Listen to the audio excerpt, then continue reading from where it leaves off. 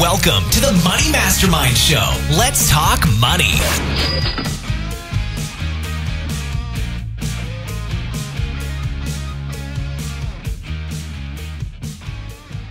Welcome to the Money Mastermind Show. I'm Glenn Craig of Free From Broke, and I'm your moderator tonight.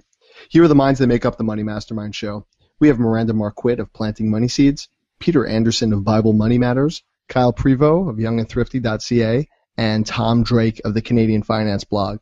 I am Glenn Craig of Free From Broke, and I am your moderator tonight. So, I have 4 kids, and when we travel, it is killer on our budget.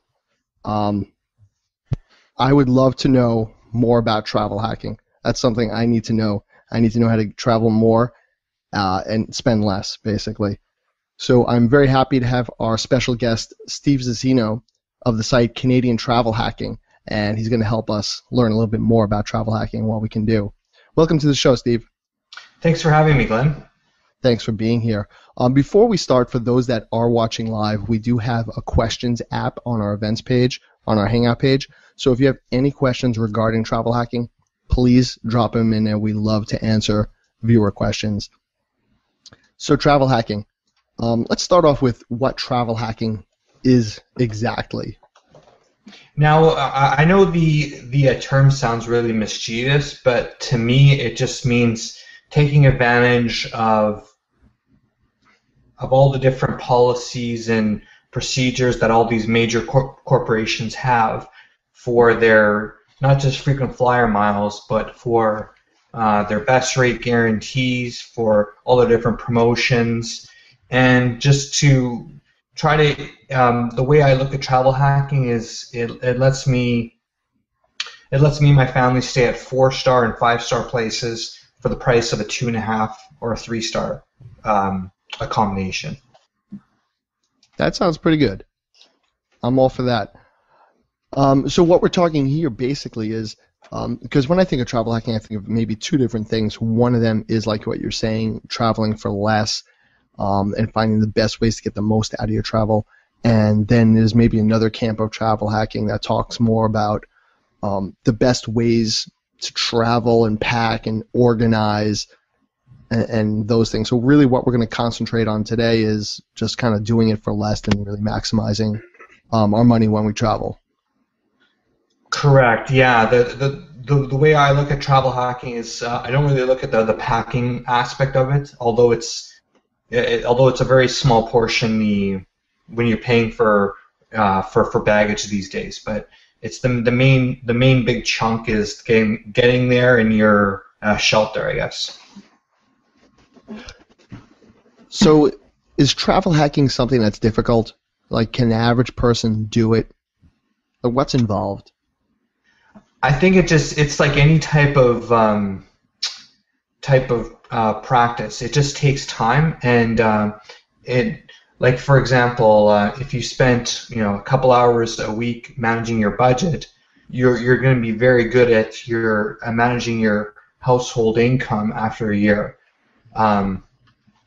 Same thing for travel hacking. If you're using your frequent flyer miles and you look at sales and different advantages, after a while you slowly understand a lot of the tips and tricks out there. So I think it all depends how much time you can devote to this, but even if you don't have a lot of time, there's still a lot of simple things that you can do to reduce your travel budget. So it sounds like the more you put into it, the more you'll get out of it, but basically anybody can kind of get at least something out of it if they try. That's the way I actually look at it. It's the same thing like personal finance. A lot of people hate it, and they'd rather outsource that activity to a financial planner. But I think as long as you're personally invested into it, you'll slowly get more returns than if you outsource it to someone else. So what can a person really save with travel hacking? I mean, you hear stories about people traveling for free. Is that realistic? Or is that something that's like really just kind of for a small fringe of people? I think it all depends on which program they're redeeming these miles on. A lot of the U.S. airlines, they the taxes that they charge for some ticket redemptions are quite low. But in Canada, if you fly out of a Canadian airport, you have to pay a lot more taxes than if you fly out of a U.S. airport on average. And like if you go to aeroplan.com, the main frequent flyer partner of Air Canada, the fees that you pay for a Canadian ticket versus American ticket, it's incredible the range. And it also depends where you're flying to, because some airlines, they charge fuel surcharges. So it's these little things that you need to know, where I think some people get turned off because they'll put in a destination like going to Tokyo, and I can use the same website and someone could book a trip using not Air Canada, but a different airline that may charge fuel surcharges, and their ticket may be $800. Yet if I used a different airline and just knew which one didn't, I would only pay $150. So, it's just those tips that you need to understand it on how you plan to actually use these miles. I was just going to add to that. It sounds like an experience I just recently had when I went down to California on points. My wife got a ticket, and we ended up, I'm thinking, oh, we got enough points for a free flight. But because of all the taxes and fees, we actually still paid about half the price of the ticket anyway. So it wasn't quite the value we thought we were getting using air miles.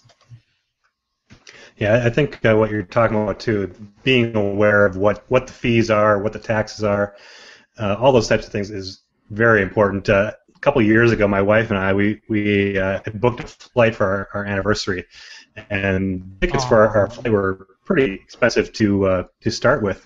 Thank you. And there was $600 or $700 tickets for the flight, but we ended up getting sick and not being able to go on the trip.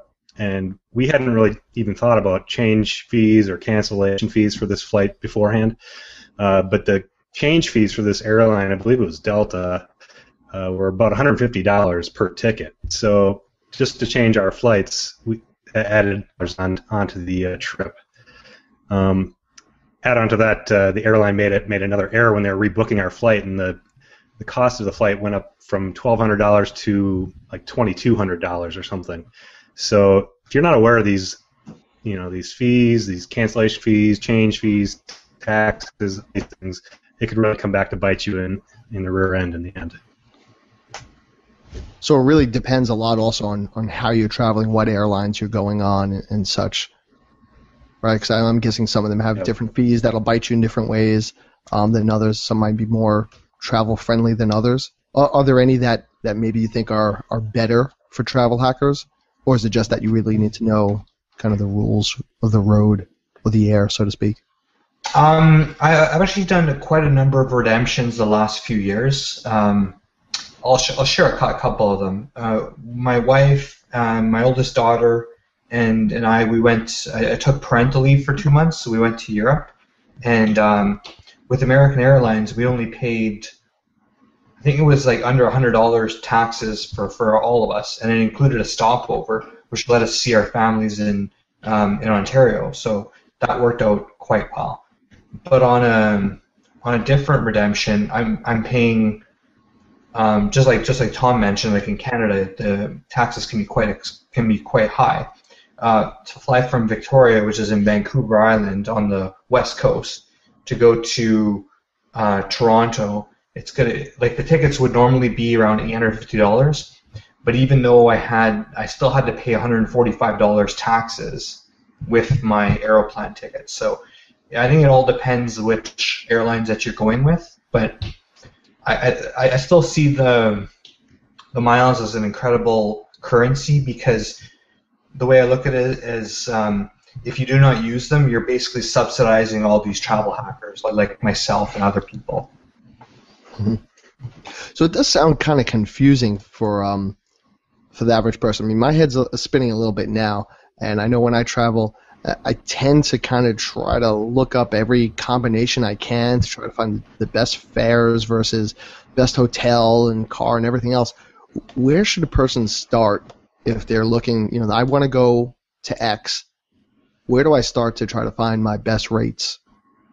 Or is this something I need to even start way back before because I need to collect miles and points and all sorts of stuff? I think it all depends where your ultimate destinations are. If you want to take your family to Paris or to take them to Australia, it's obviously a lot more miles than if you want to take them to Cleveland. And it's harder finding that availability to go to these more exotic places. For myself, for next year, I'm going to Australia and New Zealand for 6 weeks. But even that trip, it was incredible seeing how little space was available during this prime period to travel.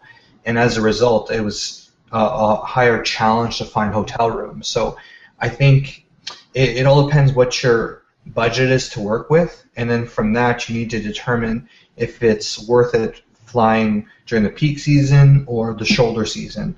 And 2 years ago, I flew in Europe during the winter months, but I loved it because there weren't any crowds, and we saved up a pile of money because the hotel costs were a little bit lower. So I think it's just a personal choice in terms of not only how much budget you want to use, because you can always increase the budget or lower it, but you have to figure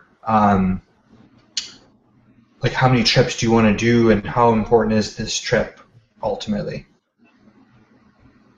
Yeah, I know I used, over this past Thanksgiving, I used points to help get my folks up here for Thanksgiving. And it was hard to find flights for them, and it cost a lot of points too. So I know that demand and when you're doing it certainly plays a big role. But you do have to plan ahead as far as that's concerned. What role do credit cards play in travel hacking? I hear a lot about churning cards. You sign up for a card just to get the points because some of these cards offer a ridiculous amount of points just to sign up, and they have all sorts of rewards programs. Versus maybe just signing up for each airline's miles program. Unfortunately, to earn a lot of miles, you need to have a branded credit card with either the airline or some type of frequent flyer program. So like Delta will have their branded card, American Airlines has one, and then there's just generic cards where you can earn miles on different programs. So I know in the US they have the Barclays card and lots of different banks, which we don't have in Canada. We have a lot less choice. And what a lot of people do is they'll get the sign-up bonus. So they'll meet the minimum spending within the first 3 months, typically. And that could be anywhere between $500 to $3,000. But some cards can be as much as $10,000 they expect you to spend within the first 3 months. So, there's a lot of problems with credit cards. You have to be very responsible because any type of rewards you may possibly gain from these points would be negated if you had to pay the interest on a $500 or $3,000 balance. So it's a tough call, but I always recommend people just look at those first annual fee cards, the first annual year is free type cards, and they usually have a good promotion. And just create a reminder after 9 months to either get rid of that card and call the credit card company to see what they can do. Maybe they'll lower the annual fee, or they'll give you some points to keep you on as a customer, because for these credit card companies, they spend a lot to acquire all these customers, so it's worthwhile for them keeping them. But then you mentioned that the word churning. So what some people do is they'll one popular. I wish I had my wallet here. I went to a travel hackers conference of all things last year, and honestly, I met one person. He had 17 Alaska Airlines credit cards, and if I wasn't there with my own eyes, I would not believe it. Was that 17 cards from the same manufacturer? Correct. Wow. Wow. So with those miles that he earned, and I know the redemption chart quite well, he had enough miles he could fly first class to Dubai on Emirates, and then there they have the first class. First class is it's perfect. They even have the showers in there. So just these ridiculous type flights that normal people would never do. But I guess it's just one of those. Everyone's different. Like I've never used a first class redemption. I know I like as long as they get me there, that's fine by me. And that's interesting, Steve, because some travel hackers I know will say, no, go all out, because proportionally it's less, like you get more per value for your points per dollar, I guess, by bumping up to first class on most airlines. Like it costs less points to bump up. Have you noticed that at all, or is that just not your thing? I have noticed it, and I was talking to my wife about it'd be great if we could all sit in business class, but honestly, I remember a few years ago my wife and I both had Alaska status, gold status, so that gave us an automatic upgrade if they had an empty seat in business class. But it was kind of ridiculous, us with this toddler in there, and I don't know. Like, even if I had all these miles, I wouldn't be comfortable doing those. I'd rather give them out to some friends and family. If we give them to our moms when they want to come out and visit. So I don't know. To me, it's like the returns you get from a business class redemption are a lot more than if you just did an economy ticket anywhere in North America. But I think it all depends how you travel. I'm not for. Like I don't mind long flights. It isn't too bad for me, but who knows? To me, traveling first class. There we go. We always cut each other off. I was just gonna say quickly, traveling first class or business class sounds like a really nice thing to do. I was just gonna say, when you're signing up for all these credit cards, for different airlines programs and different rewards programs, do you have software that you use to keep track of it all, or do you have a spreadsheet, or how do you keep track of it? I know friends of mine who do more of this than I do use a site called, I believe, Award Wallet or something like that to keep track of a lot of their rewards programs and other things like that. But do you have something that you use? I only basically keep miles in a couple programs, Aeroplan and Alaska Airlines, and those are the two main ones that I use. We have another one in Canada called Air Miles, but I typically just use them for gas cards because I find using them it's not worth it. Well, I haven't collected enough to get a flight, so. But I typically just use a spreadsheet and just update it every once in a while. And I get the monthly updates anyway, so I kind of know in my head how much I have usually. What do you guys think about, I think you mentioned certain cards being more premium, they have annual fees. The general types of rewards cards where you just trade in your points maybe for most airlines or a good number of airlines versus cards that are more specific to one airline. Like I have a favorite airline. I love flying JetBlue, but obviously you can't go everywhere on them. So you need, if you really want to maximize things, you need some source of points or rewards somewhere else. So do you find any differences between those types of cards? I actually like those. Oh, so sorry, Peter. Go ahead. Go ahead. I was just laughing. It's like none of us actually use these cards very much, apparently, because it was dead silent there for a moment. Well, in Canada, at least, I find that I'm quite jealous of the offers that Americans get on their initial offers and some of their premium card offers. So for me, I tend to focus on just my regular card just because the advantages aren't enough. That being said, if I got the deals that Americans have access to, I would definitely be looking at more specific credit line cards. But my credit card, my general one that I use through Capital One, has a pretty good ratio in terms of getting me travel points. And it also has some other cool travel perks, like, you know, free trip cancellation insurance once a year, gives you various types of insurance if you travel abroad, different things like that, which I have yet to use, but are comforting. Hopefully, when I do need to use them, they won't be too much of a hassle. So I can't comment on that yet. But that's just my view from a sort of Canadian perspective. Do you pay an annual fee on your card, or is that just stuff that's included on your card? I do. Well, I should pay an annual fee, but I find it very effective to call and negotiate it down. My annual fee, I would say at this point, I won't give a specific dollar figure, just out of respect to Capital One, I guess, but it's less than a 20th of what I save on or earn on the card every year. Because I know you get cards like the American Express Platinum card, where I think it gives you even a companion ticket for certain. Certain cards certainly have a lot of benefits on paper that just look great, but you might be paying a premium amount to get that. So for all the benefits that you might see on a card, you certainly want to make sure that what you're paying matches or at least or exceeds what you're paying there. Everything's negotiable, right? Hopefully, right? Yeah.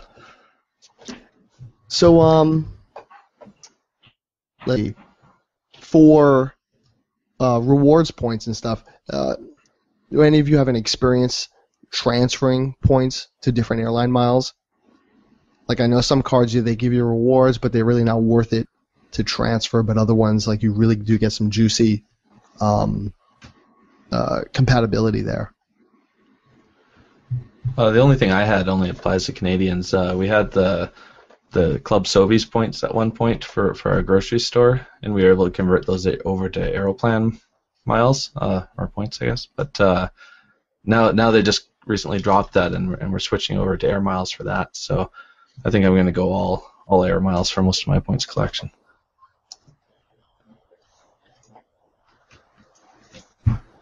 I think we lost. We're talking a lot about. I was just going to say, we're talking a lot about credit cards and using rewards points and miles and so forth for flights.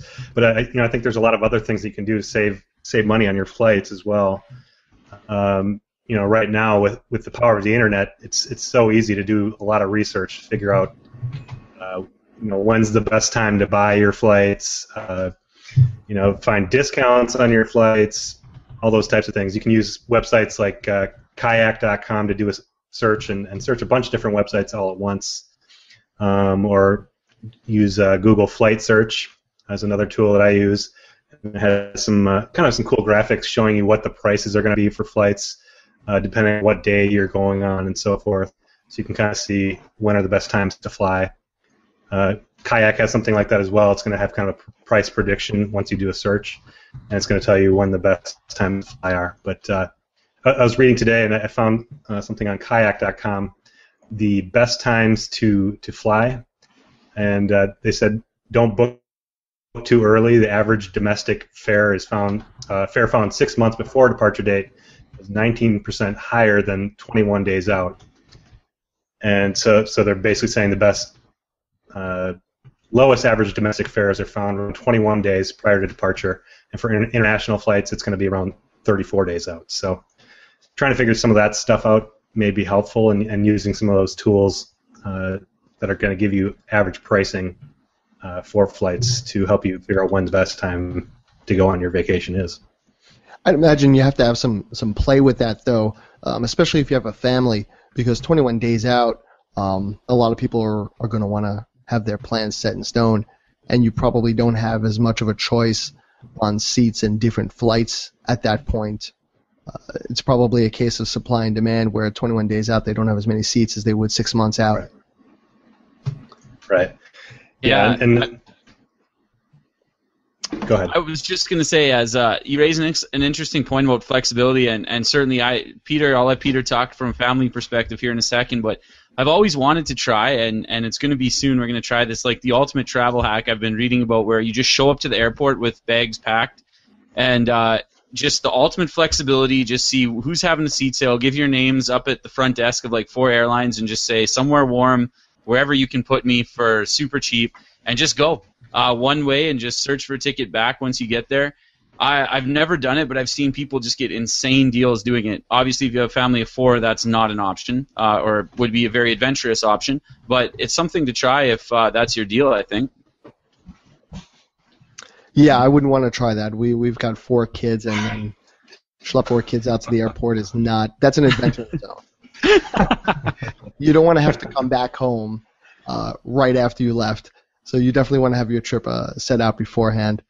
But slightly less risky is with the family is I'm signed up for a few different email lists from my travel agent, and they'll send you sort of last minute deals, maybe within a week, maybe 2 weeks, and it's not literally like we got 1 seat left, but it's more like we've got an eighth of the plane left or something where they're going somewhere and they offer you a really cheap deal. So you could kind of book a week off work and kind of just roll with whatever happens to come through the email that week for a last minute deal.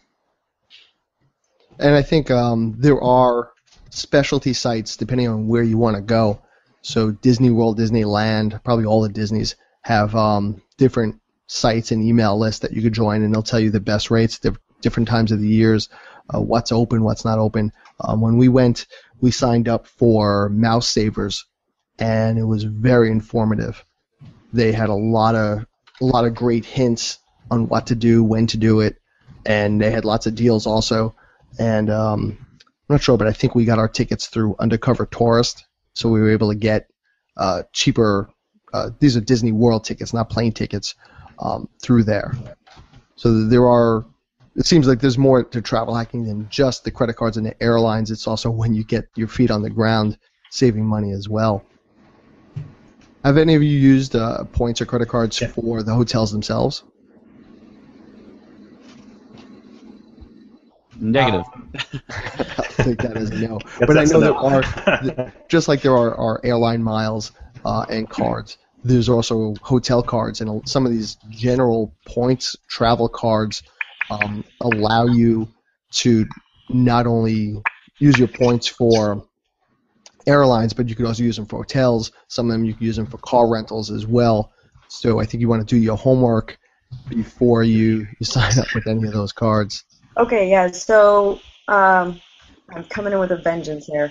But yeah, I actually use hotel reward points, and I've gotten several free hotel stays using loyalty program with Marriott. And my parents actually got free hotel stays in England with Marriott. So we're actually very happy with using that rewards program. It's been really good. And I also have a credit card that gives me a huge discount on car rentals. And so that was pretty cool when I was getting a car rental once, to be able to go and get, it was something ridiculous, like 60% off the price of the car rental. And when I got up there, the agent was like, "Whoa, how did you get this rate?" It was just one of the partnerships with one of the credit cards I had, was that if you go through his car rental company, then you get this lower rate. So they do have those advantages that you can use as part of your rewards program. It doesn't have to all just be airline miles. Yeah, I know. Again, back to our Disney World trip, I was able to get a really great rate on a minivan. So, yeah, you have to shop around and look at the deals that your card's actually offering you, and then kind of put it all together for the best overall package there. I was going to say, when you have these, you're talking about getting discounts on car rentals or whatever. One thing I like to do is try to find discounts that can stack on top of each other. So a little while ago, we went to Orlando to go to Disney World and some other things. And for that car rental while we were there, I was able to stack a bunch of different discounts. So I used a coupon code that I had found online to save some money off the price.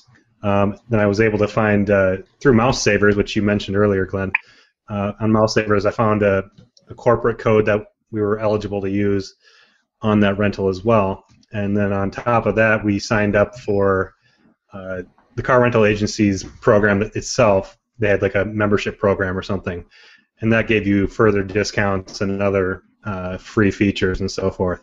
So when all was said and done, by stacking all those discounts together, we were able to save $180 off a $600 car rental price, and on top of that, we got a free GPS, some prepaid gas, and free insurance and other things too. So it's always good to look for those discounts that you can stack on top of each other for maximum savings. Like couponing, but better. Yeah. Yeah, it does seem to be more bang for your buck when you're looking for these discounts. We're not talking 50 cents off. We're talking, significant money usually for a lot of these things. And a lot of it may not be the money that you're saving, but little perks and upgrades that you're going to get. Like Peter was saying, we signed up for one car rental place, and it didn't necessarily get us a discount or an upgrade, but it allowed us to skip to the front of the line. Like whatever membership program it was, you could just go right into that corral rather than standing in the big line. So it certainly seems worth it to sign up for any miles programs for an airline or hotel rewards and any car rental rewards also. And that's something that's probably easy you can track in, or at least keep track of in something like Evernote or Dropbox in a spreadsheet, so that you always have those membership numbers. An interesting thing about those rewards points too, Glenn, is sometimes those places will have these weird little sales where you can buy those points. And I always make sure and do the math to make sure that, like, okay, X number of points, because, they always 2,000 here equals 1,000 there and vice versa. But if you do the math and make sure that you're getting good bang for your buck, sometimes you can purchase, 50,000 miles for a couple $100 and then turn around and get any sort of domestic flight for that. They can be decent deals if you don't use your credit card a lot or whatever. That's a good point. Again, you have to take the time and do the math on it. And with Mouse Savers, how about travel hacking via something like Groupon or Living Social, where you can get sometimes a whole trip, but a lot of times maybe just a hotel or a place to go for like half off or even less. Has anybody tried any of that? Yeah, so I do Living Social and Groupon for things like activities that I do when I go somewhere. So I've done it for using it for an attraction in San Diego or Phoenix if I'm traveling there. If I know I'm traveling someplace, I'll go and sign up for the Groupon or Living Social for that city, and then get something for an attraction nearby. I haven't actually used it for hotels or whatever, but yeah, for activities that I want to do and things that I want to do while I'm in a city, I'll use a Groupon or a Living Social deal to get a discount on that. Yeah, this coming weekend we're traveling upstate to a hotel sort of resort, and the rates are maybe half off or so, and that we got through Groupon, so that'll be interesting. It looks fun. So do any of you have any favorite travel hacks that you want to talk about? Anything that just stands out or works the best for you? So actually what I've been doing a lot of lately is booking one-way flights, which is kind of weird because normally you think, well, it's got to be the round trip, right? Well, I found that I can book one-way flights on different airlines. So I'll fly one airline there and a different airline back. I found that booking a one-way flight on different airlines sometimes actually saves me money. I saved about $200 on my FinCon airfare just by going down via Southwest and coming back on United. No, US, whatever. Anyway, there were two different airlines involved, and I just did, one way, and they were both for from fare sales.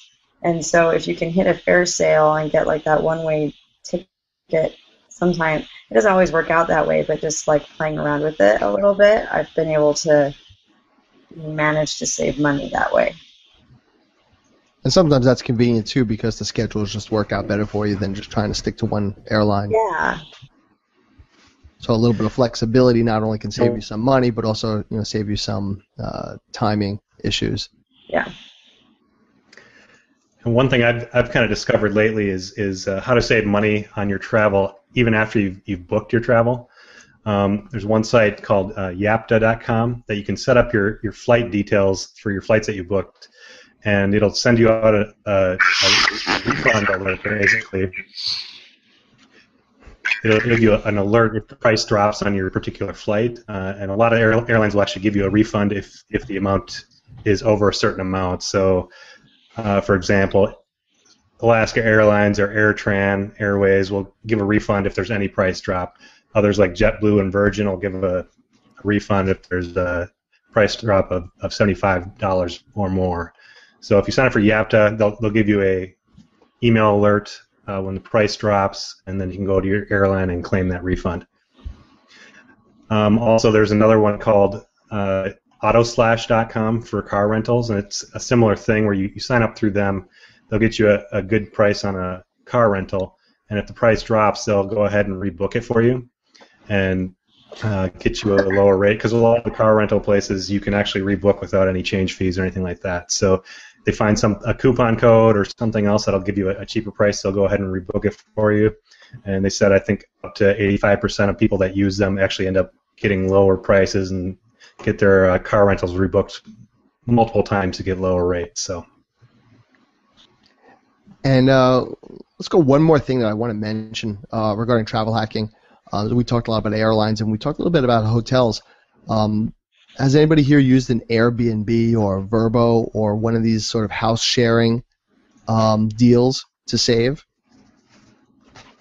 I actually did the reverse. Instead of using Airbnb to stay at someone else's place, we were still in a condo back then, and it was a really desirable spot downtown.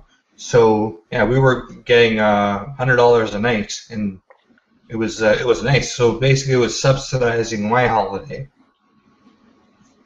So we were going to like Whistler for the weekend. We went to Tofino. We went down to San Diego for 6 days, and it was covered for a large portion of it. So yeah, I think you have to think outside the box sometimes. Like, it's great staying at someone else's place, but yeah, I love staying at hotels, don't get me wrong, but honestly, I'd rather stay with a friend or something like that too. And but along the same lines of the Airbnb, another thing I've done is a lot of people, I tell people they're not disgusted, but they kind of think I'm kind of crazy. But a lot of people do house swaps, and you know, I've always wanted to go, like, for when I proposed to my wife, we were in Albuquerque, New Mexico. We were for the Hot Air Balloon Festival. It was incredible. We stayed in this nice row house. Beautiful. It was like they had a nice leather sofa. I'm like, geez, we're not paying nothing for this. And the people were awesome. And they gave us tips on good place for brunch. And it just because when you go during a festival, it's always like it would have been like $200 a night. So things like that. I really like. Airbnb is a good idea, but to take it a step further, like even consider a house swap. Because hey, if you have a place in Orlando or wherever, you'll always find someone who wants to come up to wherever you live, I guess. Yeah, we used the Vrbo a couple of years ago when we traveled to Portland, and we had a bunch of people that were going to be there besides our own big family, and we were able to get this like 3-level condo with a full kitchen, full baths, and everything that would have cost us more had we tried to get a hotel that would have fit us all. And this place was beautifully located and it was impeccable. So it certainly worked out better for us to do that than to go through a traditional hotel or motel. So we've gone through a lot of different travel hacking ideas, from using credit cards to airline miles to hotels. There's a lot to it, and there's a lot of different places we can look for it. So what I'd like to do is wrap up a little bit and go around our panel and just get a final word on travel hacking. So if we could just sum up things a little bit. So we'll start with you, Tom. What's your final word on travel hacking? I think it's that you need to just pick a program and stick with it. If you get a little bit into every program, you might never get enough points for a flight, and so a lot of these programs, points can expire too, so you can't just collect forever. So if you find a program that works for you, and just put most of your effort into that, like whether it's where you shop and what card you use, your points will add up a lot faster. And Kyle, what's your final word on travel hacking? My final word is that the USA is way better to travel in than Canada as far as prices go. So if you have no patriotic spirit at all as a Canadian, drive across the border and fly out of the U.S. And the same vice versa goes for the States. Consider flying into Buffalo and then driving to Toronto, or flying to Seattle and driving to Vancouver. You're going to save hundreds of dollars, unfortunately. And maybe our airports and governments will get the message and lower the taxes. That's a pretty good hint right there, and driving across. So, Miranda, what's your final word on travel hacking? Yeah, just do your research and look to see what's out there. You might be surprised at what's available if you're willing to like jigger things around a little bit, leave on a different day, come back on a different day. And I hate red-eye flights. I never take them. I want to fly at a convenient time. And so... but I still don't end up paying that much more for them, and sometimes I pay less depending on, how creative I am and how I jigger things. So just look around a little bit and see what you can do. And Peter, your final word on travel hacking. My final word is just to remember that the internet is your friend. There are a ton of places you can go to find the best prices on airfare, lodging, car rentals, and so on. So just go to those aggregators, do those searches, figure out when the best time to travel is, and a bonus tip, use a cashback site like Ebates. Ebates.com. When you're buying your tickets through a site like Hotwire, Priceline, or Expedia, a lot of times you can get cash back, anywhere from 2% up to 11 or 12% cash back. When you're dealing in hundreds of dollars, that can often be a nice rebate. So there you go. That's my tip of the day. Yeah, just doing a little bit of research can get you a lot of rewards. So, do a little bit and put some time into it. Steve, what's your final word on travel hacking? I think before people want to start using travel hacking, it sounds exotic and everything like that. Like we all said, do your research, go to the web, read a few sites. There's a lot out there. I don't know. I wasn't born aspiring to go all these different places, but the world's becoming a smaller place. Every year I get a little bit older, which is nice. It's really rewarding seeing my daughter, taking her to all these crazy places. But then when she's 18, I'll say, no, we don't have any money for university, sorry. Well, you better be travel hacking then so you could afford it, right? Exactly. So, I think it all depends what you want to, where do you want to go and everything. And just spend some time, do some research, read a few blogs, and there's lots of good, reliable information out there. Thank you, Steve, for joining us tonight. For our audience out there, tell them a little bit about yourself and what you do online. Sure. I run a couple different blogs. Thanks for that. There you go. I didn't know we were all supposed to have a copy. I missed the memo on that one. Well, it's travel hacking for Canadians, so that might not help you, Glenn. Yeah. So please tell us about. Sorry. Sorry. So like I mentioned, when I was in Europe, I had a little bit of spare time when my daughter was sleeping in the afternoon. You can only eat so much there, so I did a little bit of writing, and I said, boy, I've learned a lot of different tips along the way. So I decided to start to write this book, and I called it Travel Hacking for Canadians. And it's been a challenge. It's a lot of work. It was a lot of work putting it together, but I learned a lot, and it's more of a fun project. So I just put it out there. It's really cheap.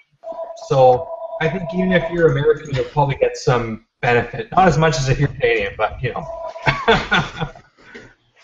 Sounds good, Steve. And thank you. People ringing off the hook for that book, Steve. Congrats, buddy. That's it. The calls are coming in.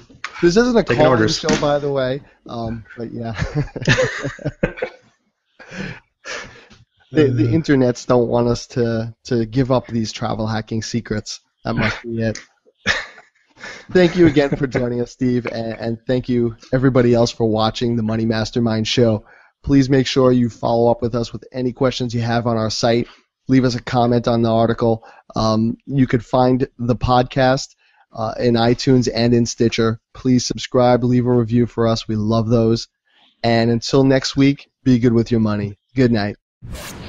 Thanks for joining us on the Money Mastermind Show. Get more information at moneymastermindshow.com. Don't forget to subscribe to the show on iTunes and YouTube and follow us on Google+.